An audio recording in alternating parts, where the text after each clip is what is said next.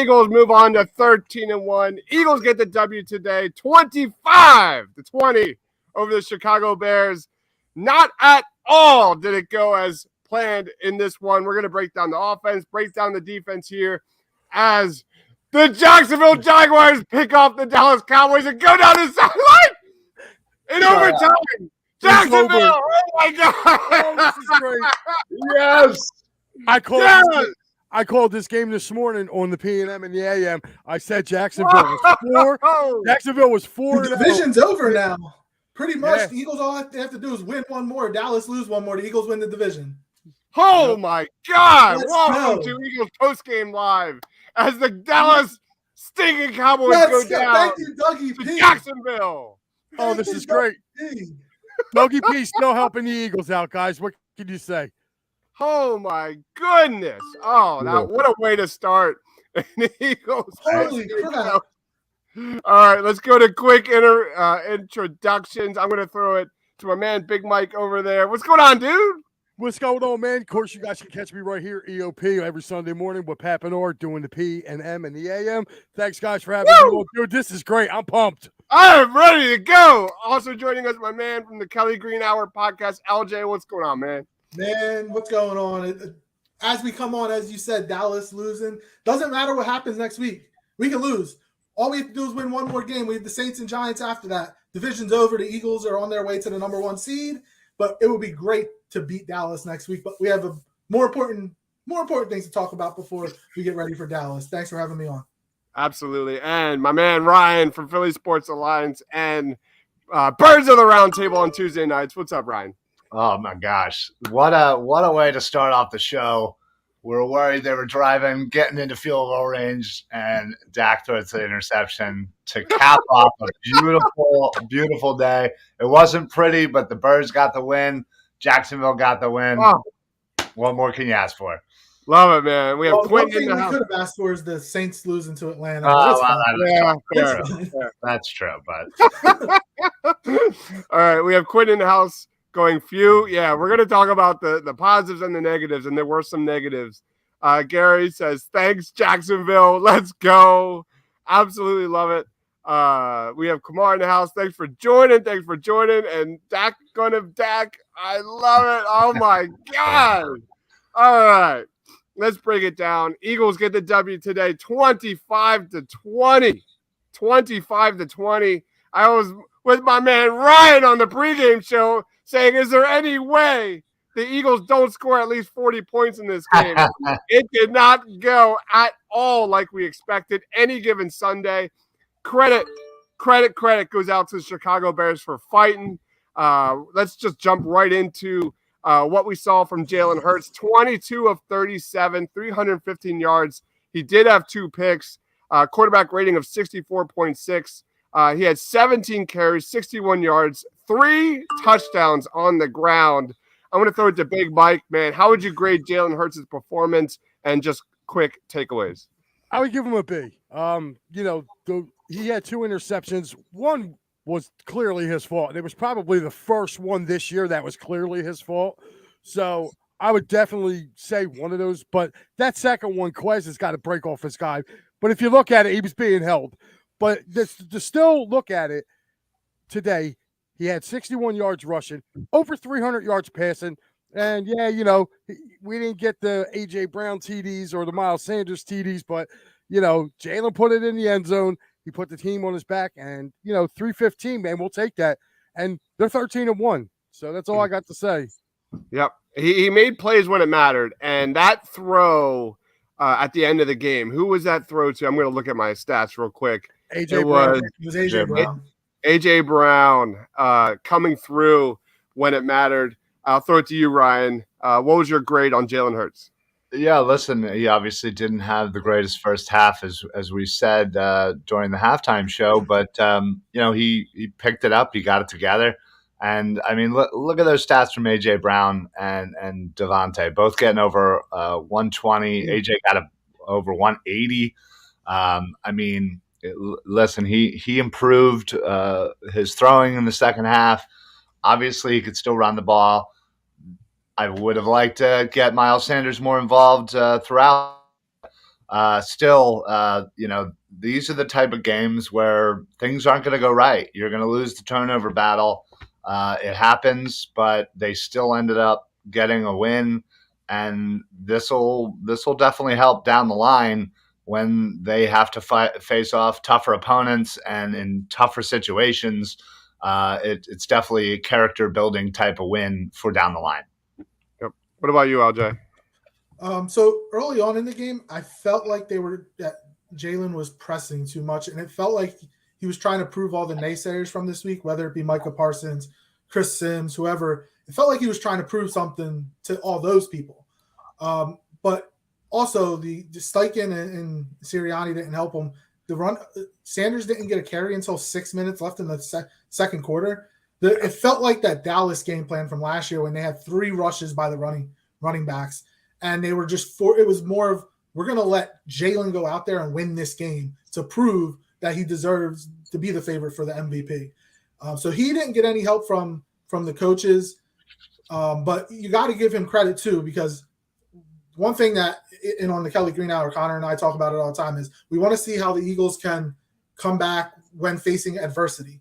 Well, they faced adversity today. Jalen faced adversity today, throwing 2 interceptions, didn't have his best stuff, still had over 300 yards passing, 100 yards, over 100 yards to Smith and AJ Brown. So while there was a bunch of adversity, and it wasn't against a great opponent, they still were able to overcome it, and they were still able to win.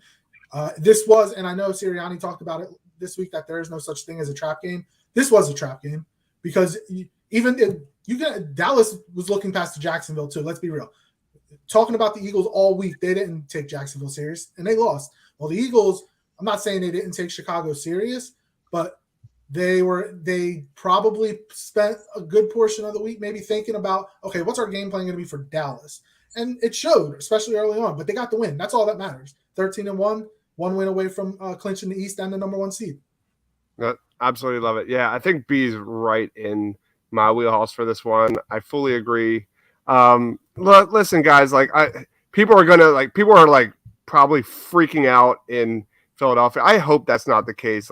I ran some numbers, like games with quarterbacks with 2 or more interceptions this year. Josh Allen has 4. Patrick Mahomes has 2. Jalen Hurts has now 2. Games with less than 90 quarterback rating this season. Josh Allen has 5. Patrick Mahomes has 5. Jalen Hurts has now 4. Bad games happen, and I hope people don't kill Jalen Hurts for this game. The throw was really bad, especially on that first interception. But he came back. He came back and made the throw when it mattered. That design run up the middle, absolutely amazing. Matt Truck could have ran through that. Yeah, that is I could have ran through that, man. Absolutely true. I don't know if you guys seen, but that dime that he dropped to Devontae Smith on long side, him and both got just dropped right into him. So I like he got better as the game went along. Mm-hmm. That 68-yard deep pass to AJ Brown on that 3rd and 4 was just absolutely perfect. Absolutely perfect. One thing I did want to say, right after Hurts kind of had somebody fall on him and probably had the wind knocked out of him. Yeah. They still didn't run the football. He came out and he's throwing it. I just don't understand that. We're talking about, and they mentioned it on the broadcast, that Hurts is going to set a record for carries for a quarterback. Look, we shouldn't be doing that. We have Miles Sanders has over 1,000 yards rushing. So give him the football. He's been really good all year. He got his first fumble on a play that I don't think it was a catch, but it is what it is. It should have been at least looked at, a booth review. But yeah, so the coaches have to help Jalen. He got hit a lot today, a lot more than he has all season. Yeah. So the coaching staff has to find a way to keep him healthy, because regardless of what Chris Sims says, you put Gardner Minshew in there, the Eagles aren't winning a Super Bowl. Yep. They need Jalen healthy in order to make a run in the playoffs. Mm-hmm. Absolutely. I'm going to go to some comments quick before we grade the Eagles offense in this one. Kamar says the wind was a factor. Absolutely agree. When has Philly ever seen 2 wide receivers go over 120 receiving yards? Great question. They very well could have. It's very possible. Quentin says, "Why so many plays to Quez today?" I mean, I don't blame them for going to Quez. That's kind of something I've liked over the last several weeks. So I'm good there. Maybe you replace those with some runs. Maybe that's a little bit of a different conversation. Steven says, "Can someone please go south when the game is on the line?" You could probably say that to Miles Sanders as well. That run let's that he jump. Bounced outside. If he would have just cut it back, exactly. Yeah. NFC East champs, Freedom's Lunch. Thanks for joining. Let's break down the offense because, like LJ said, I agree. Hurts was taking way too many shots on this one. Looking at the carries here, Miles Sanders had 11 carries for 42 yards. The Eagles really were focused on attacking downfield in this one. I'm going to break down some numbers because you look at the last two games, the Titans and the Giants. The Eagles have been absolutely unstoppable on first downs, whether that's through the air, on the ground. Credit to the Bears for really, causing some issues with the Eagles in this one. On first down, the Eagles had 13 carries for 34 yards. This includes Hurts and his scrambling. They only had 2.6 yards per carry on first down. And passing-wise, they struggled as well. They did average 9.1 yards per completion, so that just showcases how much they were trying to get that ball downfield. But they also had an interception. They also had a fumble. This team really struggled on first down. We'll start with you, LJ. How would you grade the offense overall against the Bears? I'd give them a C+. It wasn't a great game. Obviously, we didn't run the ball enough. We had 3 turnovers. Jalen struggled early, but as the game progressed, he got better. He looked like he got more comfortable. So I'm going to give them a C+. We've seen them play a lot better. Yes, Jalen had over 300 yards passing, but Smith. There were a handful of guys that showed up for the team, and 2 on offense were Devontae Smith and AJ Brown. They were outstanding today. So that's how again, I've always talked about you're not going to be able to win a championship being a running team. You have to be able to throw the football, and Jalen has proved this year that he can. He still needs help by, again, I'm going to go back to the coaches calling running plays and not running plays with the quarterback. Running plays with your running backs because you don't want to get the quarterback killed. But they were inconsistent early on, and they were able to find, again, it comes down to being able to find a way to win, getting first downs on that last drive when they needed to. The AJ Brown on the slant on the last or third down to ice the game.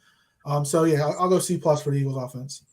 Yeah. Here's a little more stats on third down, especially passing the ball with the Eagles trying to go downfield.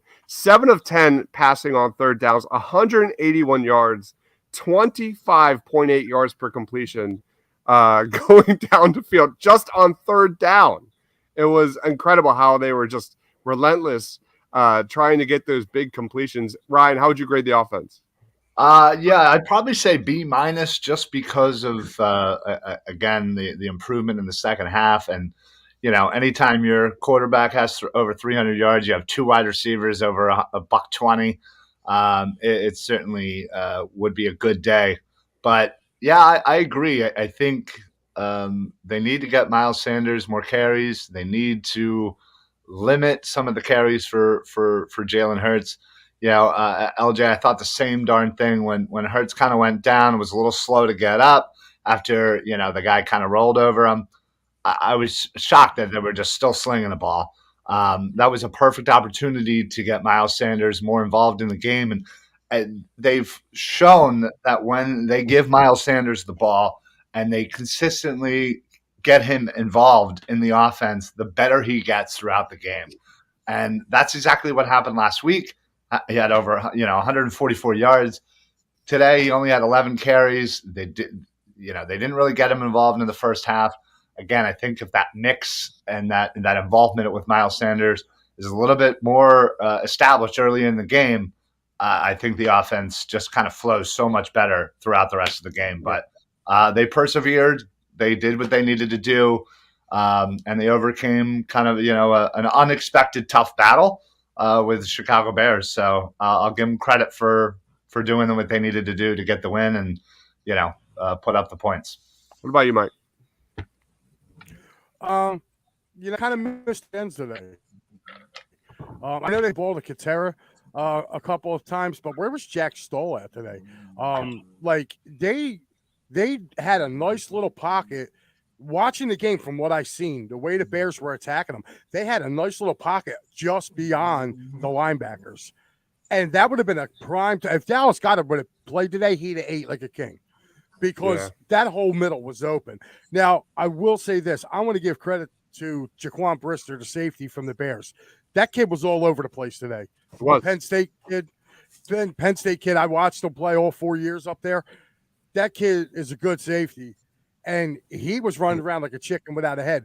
But without a tight end, you saw there was two guys, both on AJ and Devontae Smith. You needed one of those tight step up, and that was besides Miles Sanders not touching the ball until the second quarter. Today was a game I felt like you had to establish the run early to bring them guys in so you can go, you can go over the top on the Bears. And the Bears had the 27th ranked rushing defense. You got to run the ball against them. And I felt like they missed a really big opportunity. They could have put this game away if they had ran the ball. So I give them I'm like around a C. I'm in between Ryan and I'm sorry, his name blocked, so I LJ. I got him about him here, but yeah, I'm going. Yeah, okay. I got him. I'm right between them guys. I got him to see. I think there's a lot of stuff they can clean up. Offensive line didn't have a very good game either, especially in that first quarter and a half. They were letting guys get in there, so they got to clean some stuff up before they go to Dallas. Yeah, absolutely agree. Steven chimes in. When's the last time a road team lost a turnover battle by 3 on the road and came away with a W? I don't know. They only lost it by what, 2? It was 2 or 1? No, 1. It was 1. It was 1. It was 1. Was it 1? The Eagles had 3. The Bears had 2. Yeah, because we had the 2 fumble recoveries. Oh yeah. Oh yeah. Steven says on the 1. Steven says Kayvon Wallace wasn't piss awful today. I mean, I think if you play Kayvon in the box, you can live with that. I think where he gets really bad is where he's struggling in coverage, right? I also think it helps when, and I know I was going to mention this when we talked about the defense, but you're not facing a very good passing offense in the Bears. If this is Dallas, and look, Dallas did lose today, but they have weapons. If this is a better passing offense, he's going to struggle. So we're hoping Reed is back next week. Unfortunately, Gardner Johnson won't be. He can't come back till the week after. But he wasn't a liability today only because he didn't. The Bears weren't going to force it downfield. They had the one touchdown on a bad play by Slay because it looked like Fields was going to run. But other than that, I mean, one thing Wallace was able to do. I felt like they started using him in the box as a spy. Exactly. After Fields went for over 90 yards in the first 2 or 3 quarters. I thought the same thing. Yeah, we saw the same thing with that guy. Go ahead, Debs. Oh, sorry, I didn't mean to interrupt you. Go ahead, man. No, it's cool, man. But like I said, I agree with LJ here. I feel like they're moving Kayvon up into the. He started shadowing Fields because if you look, he was on 8. Every time he get out after that, he was like a heat-seeking missile, just right up line and trying to tackle him. So, I mean, I think he might have been the spy on him for this game. Sorry, dude. You're cutting in and out there a little bit. Sorry, Mike. Or at least on my end. Really? Steven says today was a big miss you Dallas Goedert game. Absolutely agree. They're going to get him back at a good time next week. He should definitely play next week. Schefter reported he will be back for the Dallas game. Thank God. Steven says Hassan Reddick has to be Defensive Player of the Week. If he's not, this entire thing's a joke. We're going to get to the defense in a second. Kamar says, any tape on Jordan Davis since he got back? I didn't see him a lot on the field. Let's just jump right into the defense. Last week, I questioned where he was, but they didn't need him last week. Maybe I think this is perfect for him. He's learning behind Cox, Hargrave, Sue, Joseph. He is getting so much knowledge from these veterans that aren't going to be back next year. Hargrave maybe, but Cox won't be here. Sue probably won't, and Joseph probably won't. He's going to be a beast next year, learning everything he can from these vets. And Hargrave is a free agent too. Who knows what happens? Michael says, "Bring on the effing Cowboys." Oh man, is that not the take today, LJ? Like they got out of this healthy. Like that was like the biggest thing in this game was and just Dallas get out of Chicago healthy. And Dallas did what Dallas does. It's December. It's got to be January. This is what they do. You know. So we have on the Kelly Green Hour, we have this one Dallas fan who he's a Dallas fan, but he spends 40 minutes listening to me and Connor, and he talks all this trash on the Eagles and talks about how the Eagles haven't seen anything like Dallas. I can't wait till Tuesday when we're on. I want to hear what his excuses are now. Yeah, because Dallas fans are coming up with all the excuses in the world because they lost a game that they were up by 2 scores again. They did it against Green Bay, and doing it against Green Bay is okay. Aaron Rodgers, even though he's not the MVP like he was the last 2 years, still he's Aaron Rodgers. But doing it against Jacksonville, come on now, like there's no excuse for that. So I can't wait to hear what the excuses are from Dallas fans.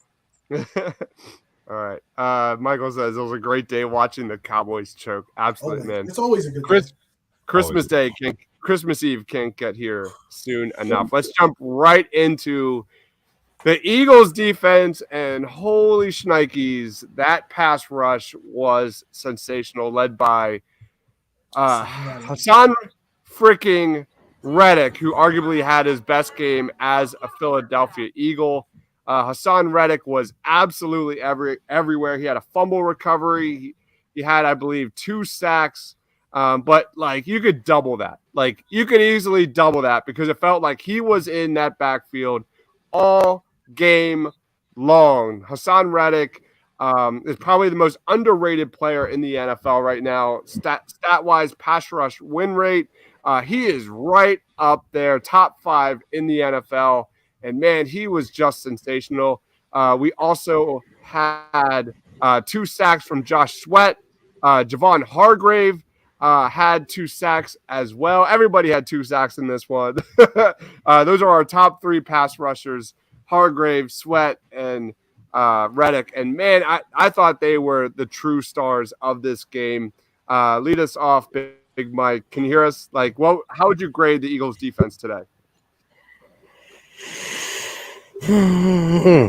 I definitely would give the defensive line a lot of credit. They were everywhere. I mean, they were able to get in there and just, wreak havoc. I mean, they couldn't block Hassan Reddick whatsoever. He should have 4 sacks today. So I definitely think that, he had a good game. Hargraves had a good game. And, like those guys literally today, I mean, you would think that the way they're playing, the Eagles could possibly have 4 to 5 guys with over 10 sacks.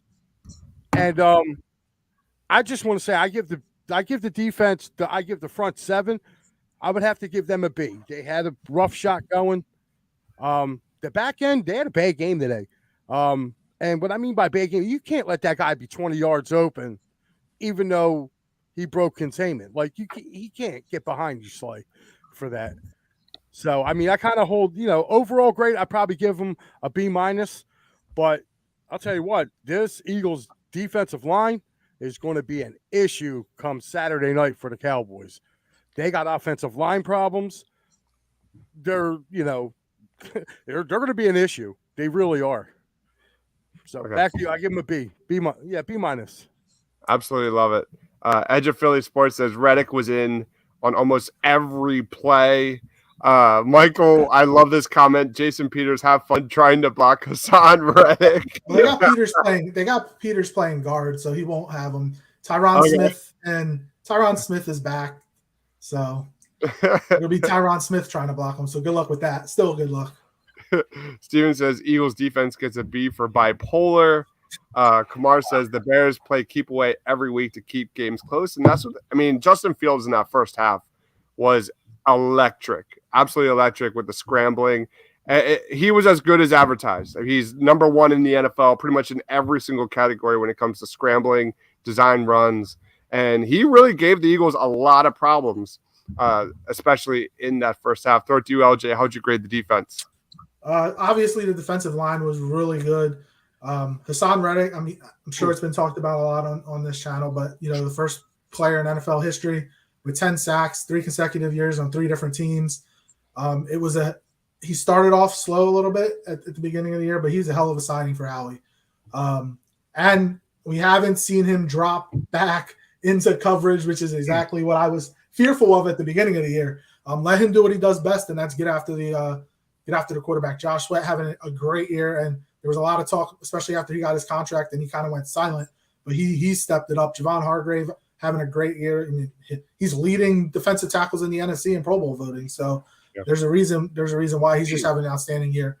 You talk about how the back end wasn't good. They weren't good, but it was tough too, because you're not facing a team that's going to throw the football. So I'm pretty sure the Eagles' defensive game plan this week was stop Justin Fields and David Montgomery.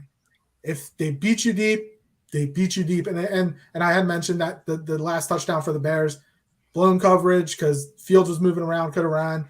I don't know what Slay was thinking, but there were 2 guys there that were open. It was just bad coverage all around on that.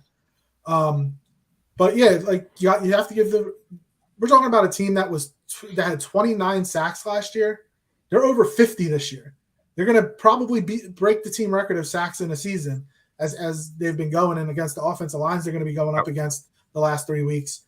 So I'm going to go B for the defense. They could have been better, but Justin Fields, like you just said, leads the NFL in run, especially quarterbacks and running. He has over 1,000 yards. He's going to get his. David Montgomery got free a couple of times for his 2 touchdowns. So they're going to have to clean that up, going into the playoffs, but they did what they were supposed to do. Can't give up 20 points to a team like Chicago, but they got the win. So big. We were talking about this during the pregame show, Ryan and I. Like, this team is, I think, 8 sacks away from breaking the single season all-time record in sacks. That's unbelievable. It's an unbelievable thing that is happening right now. What about you, Ryan? How would you grade the defense? Yeah, I'd also give it a B. The defensive line obviously was putting pressure all day. So you have to respect what they did for the defense. They gave up some weird plays, blown coverages, like you said. It wasn't the greatest. You gave up 20 points, but again, in our pregame, I'm pretty sure I predicted exactly 6 sacks. I have to at least give myself some credit for that. They are now they have 55 sacks. The record 61 for the Eagles. They could theoretically. If they have such a good game against Dallas, they could do it against Dallas, which would be great. But the defensive backfield is a little banged up, so it wasn't great to see, especially considering Chicago didn't have anybody you've ever heard of catching the ball. Equanimous St. Brown's the only one, and he got hurt on the second play. Yeah, exactly. And you only know him because of his brother. So Cole Kmet, I felt wasn't really utilized a lot, or at least not enough of what I would have done. So we kind of got a little lucky there. But again, maybe that's hats off to the linebackers and the coverage there as well. But overall, it wasn't the greatest day for the Eagles offensively, defensively. But these are the kind of weird wins that happen. And teams find ways to win. Exactly, and you just gotta say hats off to the football gods for getting us this win. letting us continue our streak. And let's move on to Dallas and just kind of put this whole game behind us. Let's, learn from our mistakes and move forward.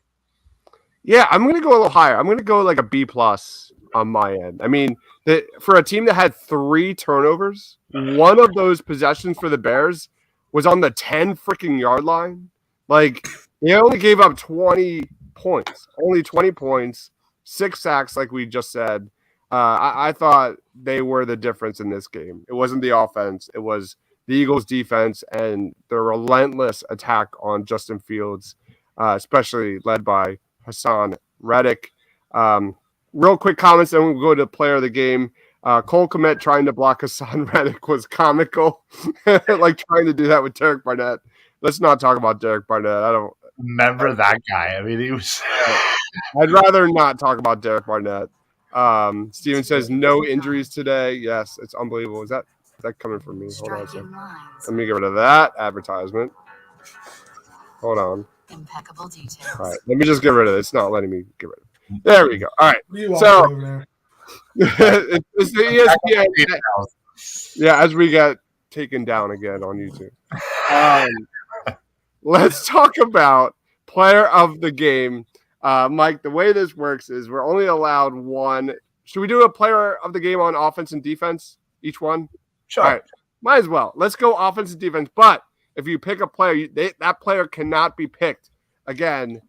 Since it is Mike's first time on the show, we're going to let him go first. So, Mike, who is your offensive Eagles player of the game?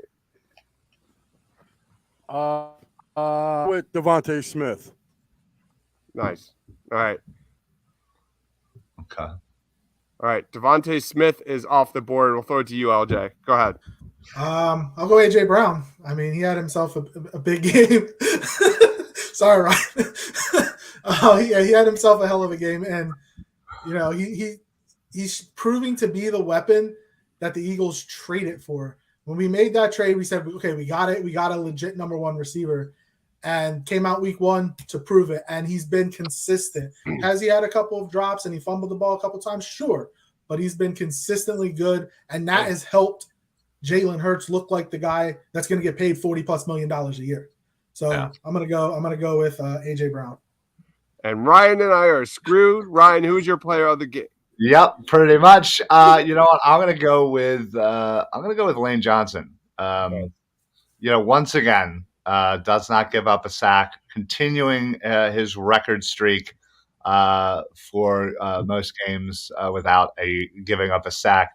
He has been just an unsung hero, never getting his respect in this league, and I had no one else to choose. So he wasn't even on the top 100 players. That was ridiculous. It's insane how just constantly disrespected he gets and just doesn't make Pro Bowls, and you're just like, how? Why? It does not make any sense. And I don't know. I'll get into a rant for like 20 minutes about this, so I'm not gonna do it. But I'll go with Lane Johnson, and you can take Hurts if you want.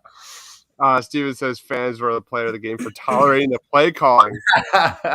Sam Mahler was unsung. You know what? I actually really, really liked the final touchdown for the Eagles and their play calling. There were like back-to-back play calls. So I'm going to go Shane Steichen here, because if we see that in the playoffs, you can't go Shane Steichen. He was terrible. Oh, you're always cheating. Awful. Wait. The play call where the entire the motion offense, pre-snap motion, where the Bears had no idea where that ball was going, and it caused, I believe, an offsides. And then the next play after that, they kind of did the same thing. They kind of motion left the entire offensive line, or motion right the offensive line. And my gosh, the Bears had, in short yardage situations, had no idea what to expect, and Jalen Hurts just skipped right in for a touchdown. That was pretty cool. I think that's more of the Bears just being really shitty defense. It might be. I agree with Moose Johnson, though. We can't call that a QB sneak. We have to come up with a different name for that, because it's unstoppable. It is. Agree. Like, I don't know if we want to call it the Eagle. We want to call it something. I don't know, but it's not a QB sneak, because they have everybody pushing. 92%. Listen, Quinn, I agree. The play the play calling was really bad, but at least 2% of it was really fun. It gives you kind of a sneak peek into what we might see in the playoffs in crucial situations. So defense, I'm going to go first since I went last. Obviously, Hassan Reddick is player of the game. He, again, only had 2 sacks, but he was in the backfield winning every snap pretty much consistently the entire game. I'll throw it to you, Ryan. Who is your defensive player of the game? I see why you did this way. I'm really starting to pick up on how you operate.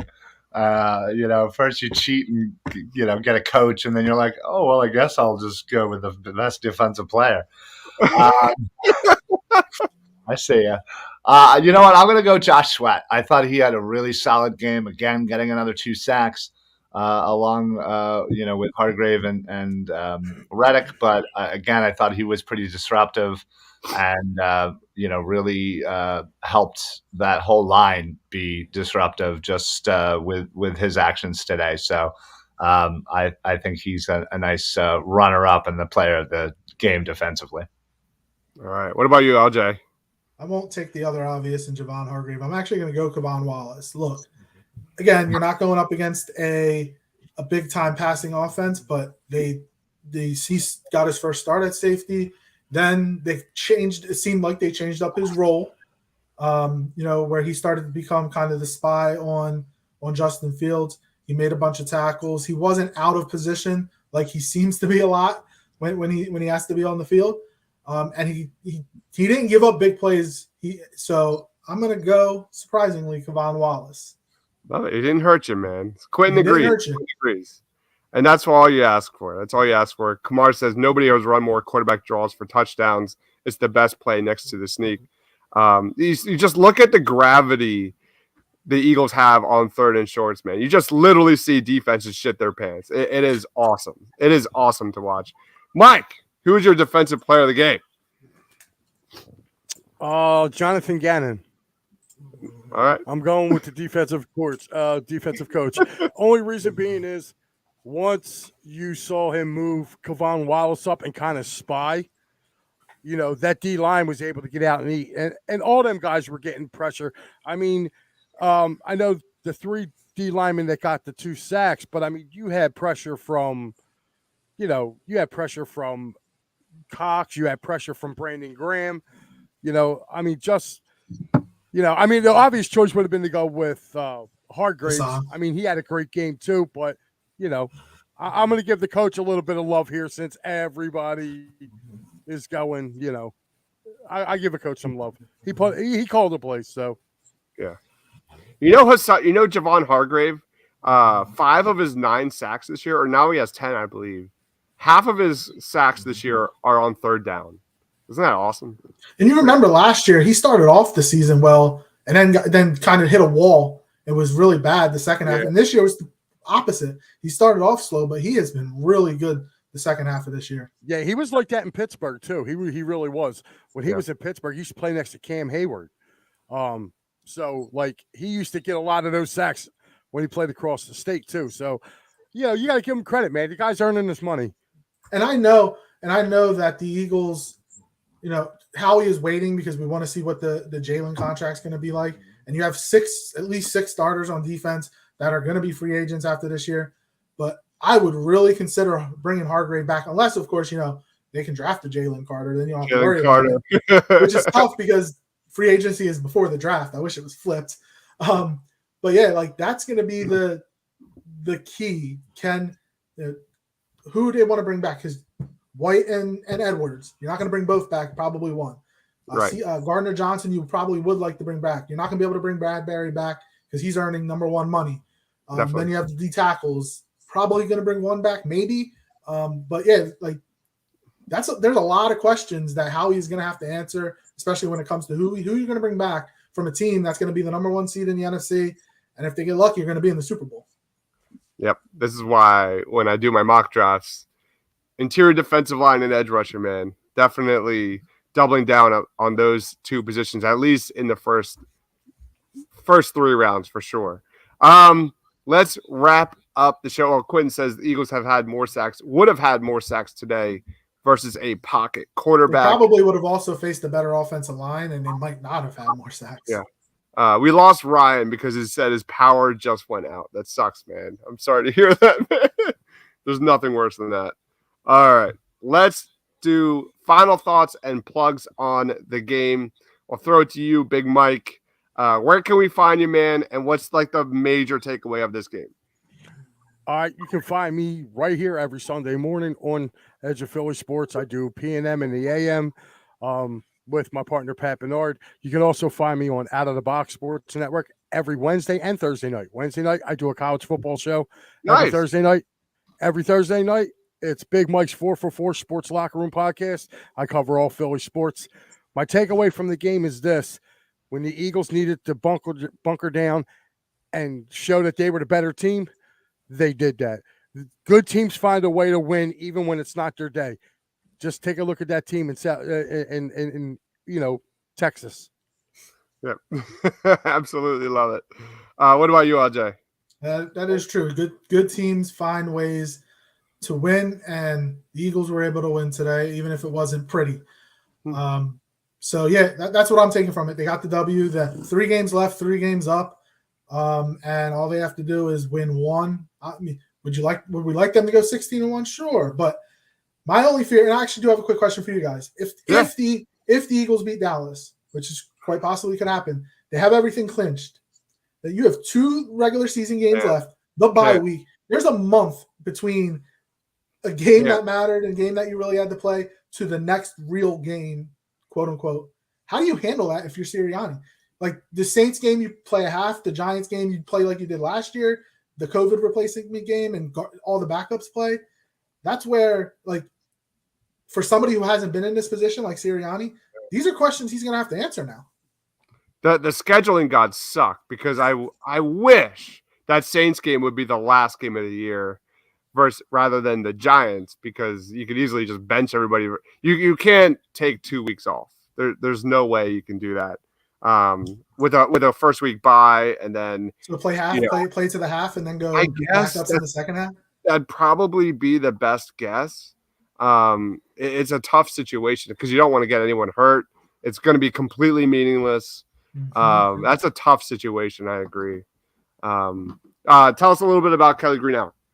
So Connor and I we were on at around 6:15, 6:30 on Tuesday and Fridays. Tuesday we do a recap of the previous game. Friday we do a preview of the upcoming game. So we're looking forward to Friday with the Dallas game, especially after they choked as usual. But you can follow us on Twitter at Kelly Greenhour, and we'll be here this Tuesday with a recap of the win, an ugly win, but it was a win.